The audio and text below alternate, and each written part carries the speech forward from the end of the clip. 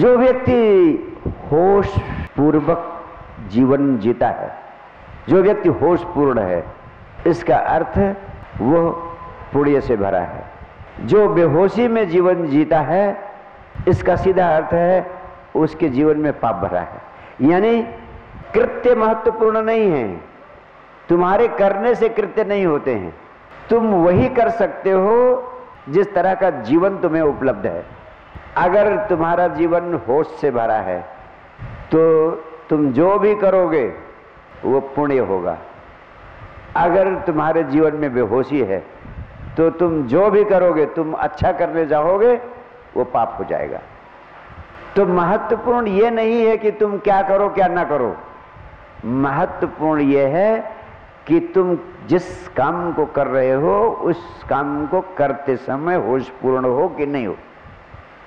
जैसे एक व्यक्ति एक दिन आया मेरे पास और कहता है, गुरुदेव मैं जिंदगी भर माँ बाप की पूजा करता रहा, माँ बाप के चरण धोता रहा, माँ बाप की सेवा करता रहा, माँ बाप ही मेरे लिए प्रभु और परमात्मा स्वरूप रहे, लेकिन आज पता नहीं क्या हुआ, अचानक मुझे ऐसा क्रोध आया, मैंने माँ के ऊपर अपना हाथ उठा लिया।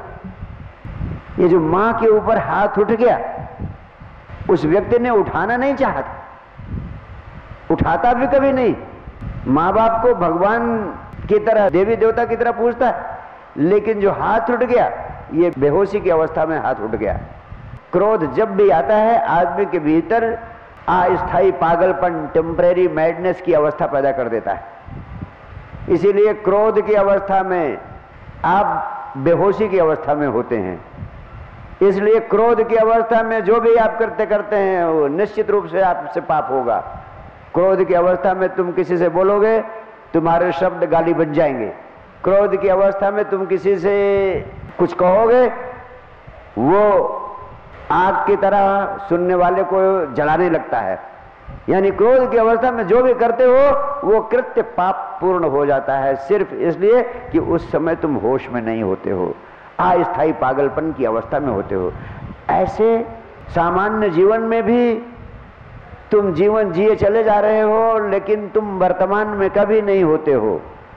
आधा इधर आधा उधर, उस बेहोशी की अवस्था में तुम जो भी काम करते हो, तुम सोना छूते हो माटी हो जाती, तुम हीरे को हाथ में पकड़ते हो, वो भी तुम्हें सुख नहीं देता, वो भी तुम्हारे लिए प्रतिस्पर्धा पैदा करता है, असुरक्षा का भाव पैदा करता है, कोई ना कोई ऐसा भाव पैदा करेगा कि तुम अशांति में, तनाव में पैदा हो। सोना, हीरा, चांदी, जवाहरात सब आपके भीतर, आपके पास पड़े रहेंगे, लेकिन आप आनंद नहीं अनुभव करोगे। आपको कोई ना कोई पीड़ा घेर लेगी, चाहे उसकी सुरक्षा का भय, चाहे इसकी चिंता का भय कि कहीं ये चला ना जाए, किसी न किसी रूप में आपको कुछ भी मिल जाए, आप दुख में, चिंता में, तनाव में ही रहेंगे। अक्सर आपसे कहता हूँ, एक 34 साल का नौजवान मेरे पास आता है, कहता है, गुरुदेव मेरी कंपनी का टर्नओवर अगर 14,000 करोड़ नहीं हुआ इस साल तो आत्महत्या करके ही रहूंगा और कोई दूसरा चारा नहीं मेरे पास। ये सब क्या है? ये सब बेहोशी की अवस्था में जीने के परिणाम है। होशपूर्ण जीवन जियो। होशपूर्ण आदमी जो कृत्य करता है वो पुण्य ही होता है।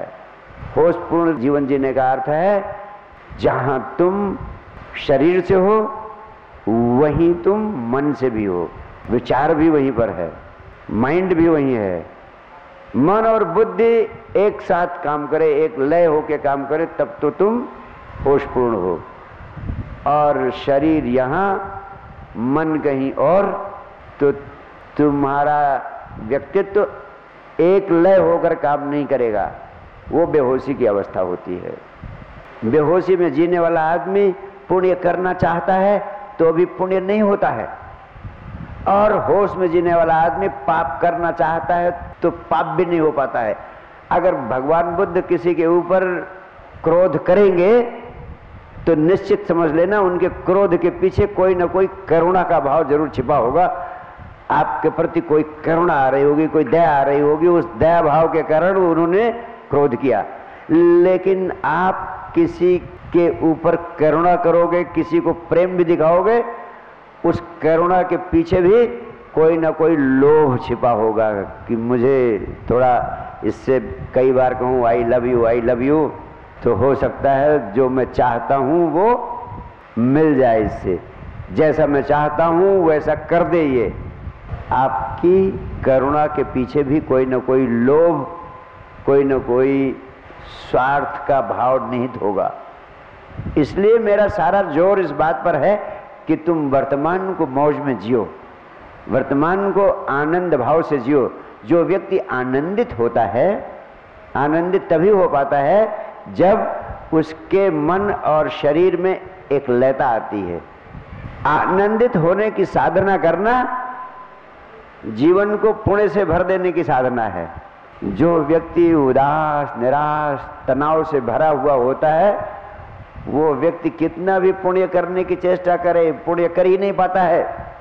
जो धर्मों के नाम पर लड़ते हैं, एक दूसरे की छाती में छुरा भोंकते हैं, ये सब उदास, निराश, तनावग्रस्त लोग हैं। एक हंसता हुआ आदमी, आनंदित आदमी कभी किसी दूसरे आदमी की छाती में छुरा भोंक सकता है? कभी नहीं भोंक सकता है।